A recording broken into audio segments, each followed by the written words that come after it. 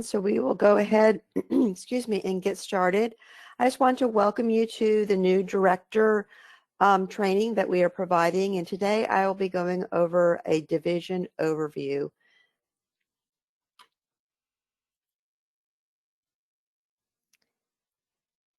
Assuming I can move my slides forward. There we go. So we recently merged the Bike and Ped division along with the public transportation transit division into the integrated mobility division. And the mission of this merger was to provide better leadership for safe, affordable, and innovative multimodal transportation throughout North Carolina. Today, I will be talking a little bit about the IMD structure, our strategic plan, the programs that we implement, and also how you can best do business with IMD. So why did we look at merging these two divisions within NCDOT? And basically it was to enhance the ease and appeal of the overall transportation system by providing first and last mile solutions and to increase system connectivity. Oftentimes with transit, there are aspects of either pedestrian or bicycle intersections, and we thought it was very important to plan for all three modes of operation. The new division's vision and focus is on personal mobility, how people get from point A to point B, whether it be through transit, whether it be through micromobility, whether it be through bike and pedestrian facilities. And it's also to help work with land use connections. That's going to work with respect to our increased cooperation with MPOs and RPOs throughout the regions to kind of get the whole idea of planning for beyond highway sector into the minds of local officials as well as DOT staff. We also will be focusing on innovations and pilots. We'll be talking about some of those a little bit later on in the presentation, but really trying to be an industry leader within the country on how we can get people from point A to point B. I also want to touch briefly on the rural and urban needs. We want to make sure that we are providing services to all of North Carolina, whether it be in a metropolitan area or a more rural environment. To give you a little idea about the division organization, beneath the director, we have 4 branches. The first one is the planning and programming branch. This is the one that most of the transit directors will be working with most closely. This is where the MDSs are housed. The next branch is the finance and compliance. You'll also most likely be working with this branch as well. Safety and education. This is the branch that will be where the safety inspectors are housed. And then finally, there's the innovation and data group, which is where we house our pilots, and all of the requests for data that we have been sending out to you are coming from. So planning and programming, what does this group do? They are the ones who, administer the grants, whether they be bicycle and pedestrian grants or the transit grants. And like I said, this is where the MDSs lie. And we'll be talking a little bit more about, how the MDS roles are changing moving forward with the merger. This group also provides the regional technical assistance for planning along the corridors, or whether it be bicycle and pedestrian planning programs. They are also involved or responsible for the complete street policy implementation and project delivery, whether it be on the EB or the STIP side of the house. And the last program that they oversee is transportation demand management. So prior to the merger, we have mobility development specialists, I can't speak today, and then the bicycle and pedestrian planners. And really we wanted to make sure that these two groups were integrated, and to make sure that they understand both sides of the house, so they can understand how to plan for pedestrian facilities to increase the opportunity for transit ridership, how people are going to take transit and then be able to get off on a bike and, you know, bike to the last mile to their work, or you know, hospital visit, or whatever they're trying to get to. We then took those those staff, those merged staff, and we have divided into Western Planning and Eastern Planning. Also under planning and programming, there is a third group, which is basically statewide programs. So anything that has a more than regional basis, whether it be complete streets implementation, or whether it be SMAP and ROPE, which obviously span multiple jurisdictions, that those programs are handled under the statewide group. Here's a map that you hopefully have seen by now, which shows the breakdown of our new regional model for planning. We have the dark gray line there, basically distinguishes between Eastern and Western planning. And then we've got the several regional groups. And so the hope is that by having this regional outlook, the MDS staff will better be able to help local jurisdictions plan for multiple modes of transportation, whether it be bike ped planning, or whether it be you know, increased transit, whether, you know, again on a small you know, local level, or whether it's more regional transit planning. So our next group is the finance and compliance. Keeping up with this regional model, we basically have broken the accounting into both West accounting and East accounting. So if you have an accounting question, you will know, you know, who to address your questions and concerns towards. This group also oversees compliance and procurement, and they're the ones who, you know, you'll be working, or we work with respect to grants administration and FTA compliance. The third group is safety and education. This is the group that provides compliance support across the divisions for safety. Again, with the regional model, we have a West safety group, and we have an East safety group. This group also does our educational and outreach programs, such as the Safe Routes to Schools and the Bike Ped Safety Initiatives. The fourth and final group within IMD is innovation and data. This group is going to be the one who focuses on innovative pilots, such as the CASI program, which is shown there, that was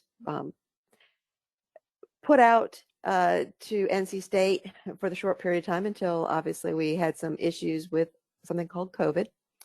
But we're also working in partnership with you know, the Wilson Microtransit Project, and, you know, exploring new technology options, you know, where they might arise, to try to help improve mobility options across North Carolina. This group also does a lot of data collection and analysis, and then any research projects that are, you know, that have either a transit or a bike ped aspect to it. So just to get a little more detail about some of the innovative projects that we have done, the NCDOT Project CASI, which stands for Connected Autonomous Shuttle Supporting Innovation, was originally released at NC State University. For the brief time that it was in operation, it was a good pilot, and we're hoping to still be able to move CASI from NC State to another location within North Carolina to wrap up that pilot project. The City of Wilson pilot problem, again, You know, Wilson had a fixed route transportation system, and it was really not serving their ridership any longer. You know, 1 hour headways when you can get across the city in 15 minutes or less was just not really tenable. So the idea was to replace the fixed route system with a completely on-demand service. And so far, the response has been great. They are having a greater ridership of their services as compared to their fixed route systems already. So the fact that it just started at the very beginning of September, there is a lot of positive takeaways from that already.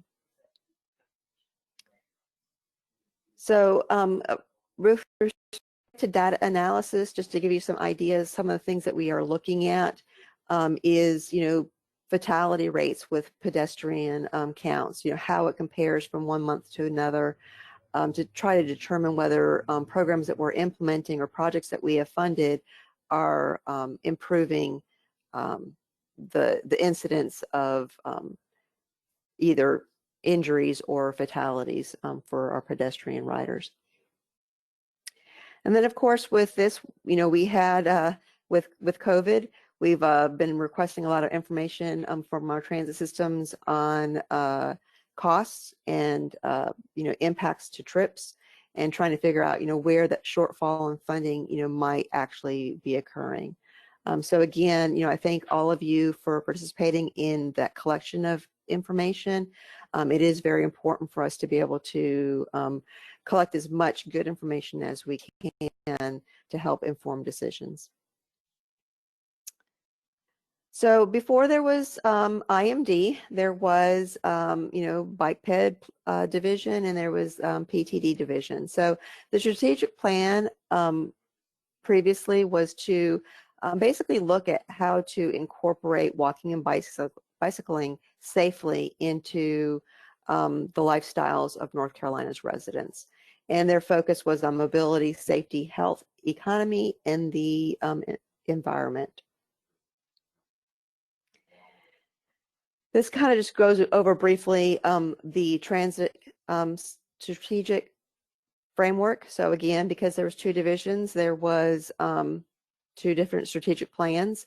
The vision here was connecting North Carolina's residents to opportunities to you know, improve quality of life by connecting those communities to jobs and you know, medical appointments or what have you. So when we worked to combine the two divisions, obviously there was a lot of overlap in those goals, but there was some differences. So we worked to synthesize a new strategic plan. And really the focus is going to be on mobility planning and policy, how we get people from point A to point B outside of using a single occupancy vehicle. We want to integrate multimodal services, so looking at all types of transportation that's not a single occupancy vehicle. We want to help promote the complete streets policy within North Carolina and provide that planning expertise to the department. And then look at you know, smart mobility and innovation. How can we, you know, push the envelope to not just provide the services that have historically been provided under either transit or bike ped planning, but, you know, what new technologies are out there to help increase ridership or, you know, for those other modes. And why? You know, why is this important? I think the big thing is that the landscape of mobility is changing. For those of you who, you know, live in the more metropolitan areas, you know, the advent of those e-scooters or the e-bikes, you know, they popped up overnight. I don't think any of us really predicted, you know, that mode shift. You know, and playing catch up and trying to, you know, put in policies and, you know, safety regards or those new technologies, we want to make sure that we are on the cutting edge, of those, conversations so that we can plan appropriately. So, new mobility, what is that? We use these terms back and forth. And so really it is kind of looking at those new ways that, weren't around before. Micromobility, those e-bikes, those scooters, ride hailing, those things like Uber and Lyft, automated vehicles. The technology is coming.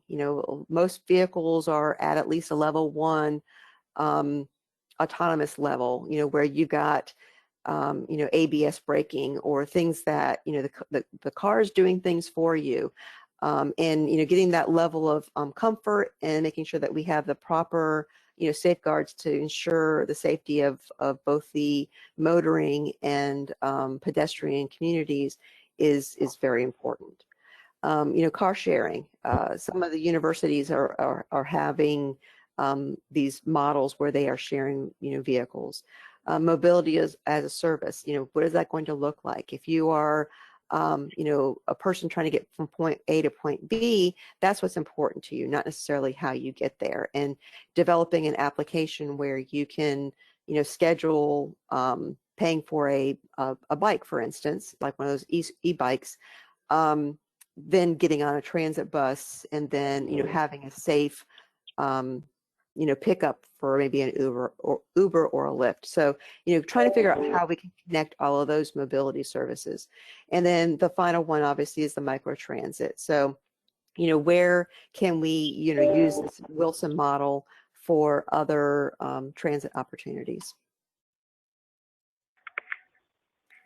So what is our role in the new mobility? Obviously one of the obvious ones is, we are a funder.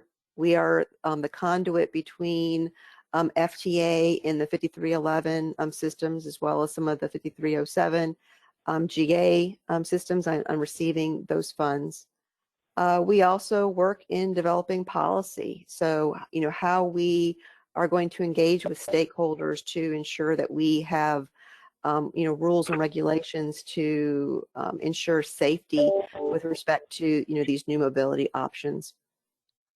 We're hopefully going to be an expert resource to you guys. If you've got a question with respect to bike ped planning or transit or a new mobility option that, you've been approached about and you have a question, I would hope that you would come to us and, we can work with you on looking at some of these innovative, pilot projects.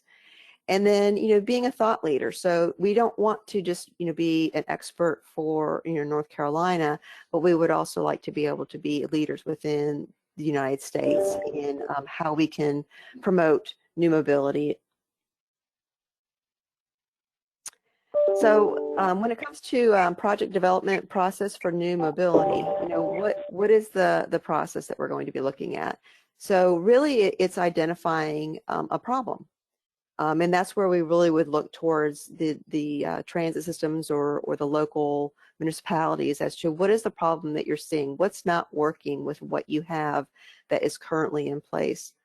And then we can go ahead and try, a pilot, doing some implementation and testing and evaluating the effectiveness of this new mobility.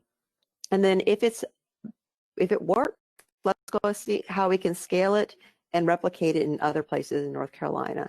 So that's really what we're doing with the pilots that we have currently is, we're testing it in a smaller area. And if it's successful, we're going to, hopefully work to, promote it throughout the state. So this is going to get, the next several slides are going to get into a little bit more specifics as to projects on each of the subgroups, sub-planning areas, bike ped planning versus transit. So within bicycle and pedestrian, we do work with the localities to do, both regional and statewide planning for bike routes and sidewalk development. We also have outreach programs for safety And we have a helmet initiative to try to get people out there not only riding their bikes but riding their bikes with the proper protective devices. In addition, we work with our other sections within DOT to look at projects when they're widening a road, ensuring that there are proper bike ped planning activities being planned for, and then working on project delivery as well.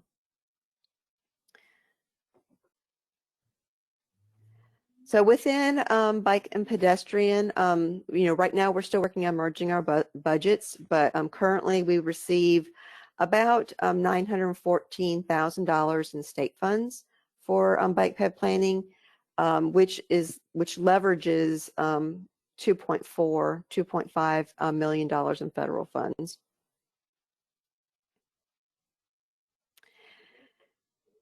And then this is just basically a graph of the investments in bicycle and pedestrian facilities, and just seeing that we are investing more in bicycle and pedestrian facilities than the U.S. is in general. This right here is a map of North Carolina that shows where we currently have bicycle and pedestrian plans in place. Our hope is to ultimately have a plan for all 100 counties. We've got 84 counties to date. And this just kind of gives you, we're getting there. So we obviously have some work to do, but that is one of our goals, is to have plans throughout the entire state. Here's some safety trends. So we've got the 7th highest, these are where the high numbers aren't good. So we have the 7th highest total pedestrian fatalities by state. So we've got a ways to go on making sure that our pedestrians are safe. With respect to bicycles, we're still not great, but so we're 10th highest right now for bicycle fatalities per capita, but we're actually down from 8th. So we're making some progress there on the bicycle crashes. So let's switch gears to public transportation programs and services. So the 3 primary tenets of what we do for our transit agencies is we do planning and programming.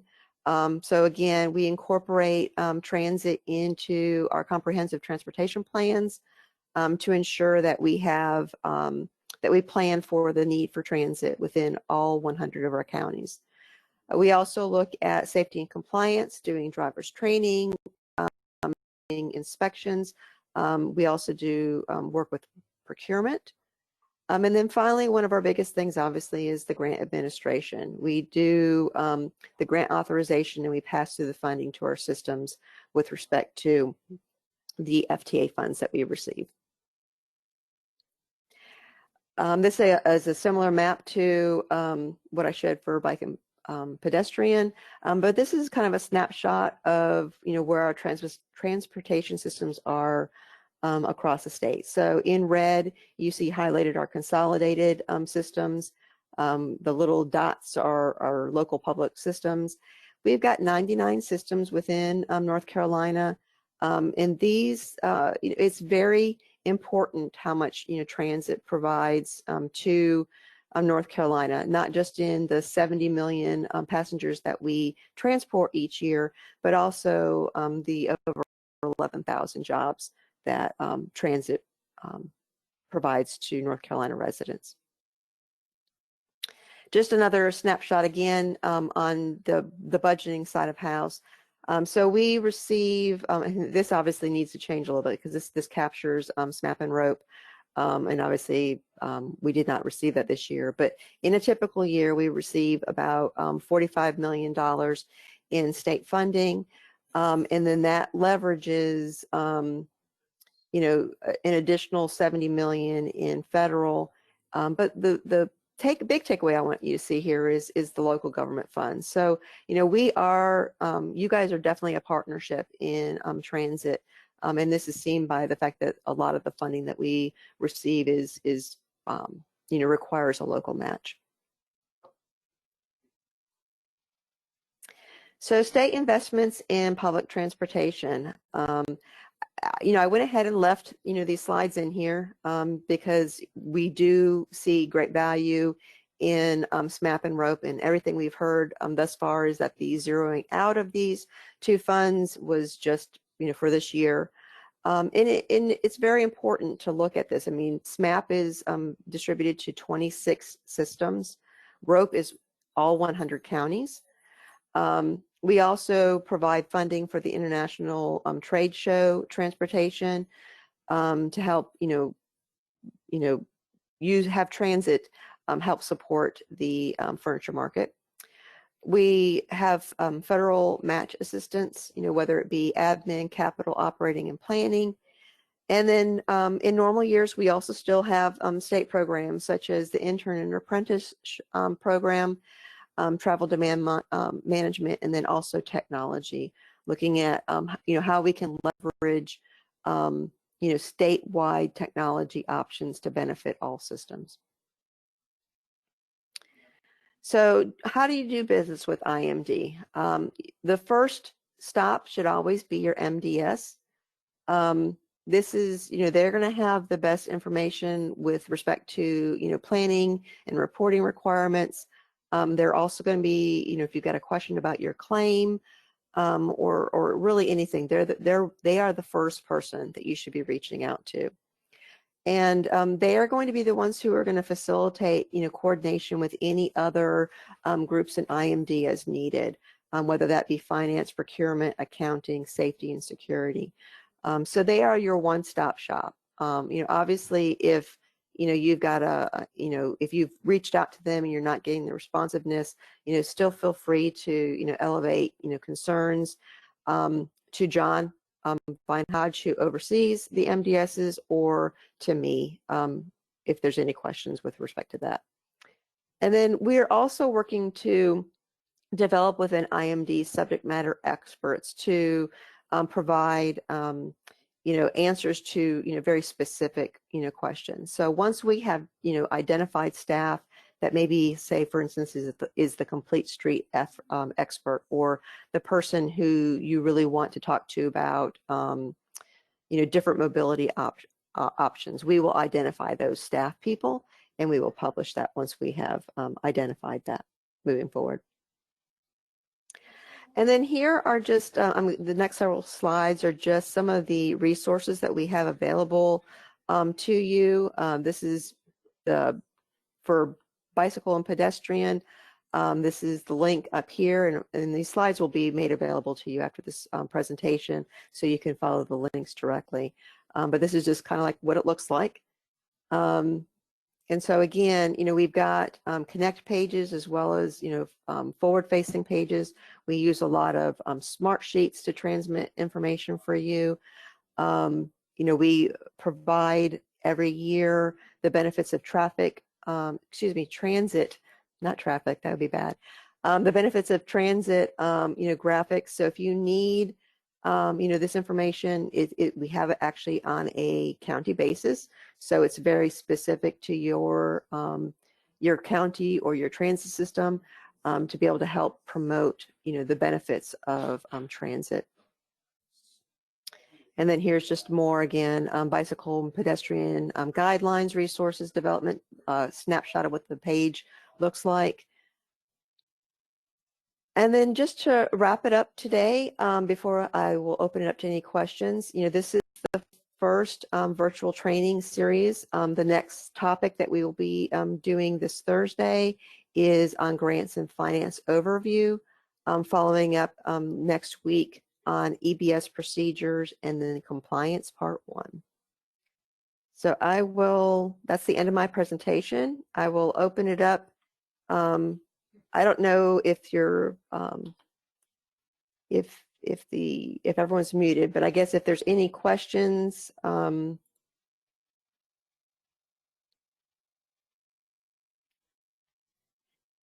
can go ahead and unmute everybody, Blair, if there's any questions. Yeah, they're all unmuted right now. Okay.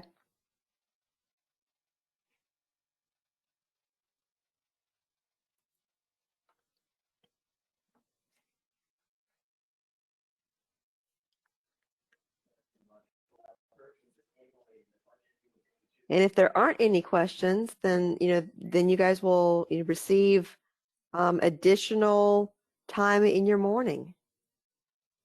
Yeah, just this is Matt. Just a quick FYI. Like we are still going to be considered planners now and not MDSs, correct?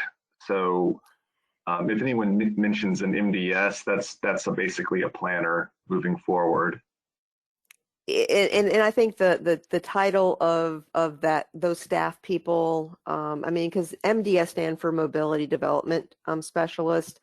Really when we're talking about mobility, I think that would cover both. So the category is planner moving forward that we are going to be working with, but the title of those individuals has yet to be determined, or the title, whatever you want to call them. But it's basically the staff that has been identified by regions, which all of the transit systems should have received at this point. It is a combined group now. 10 board.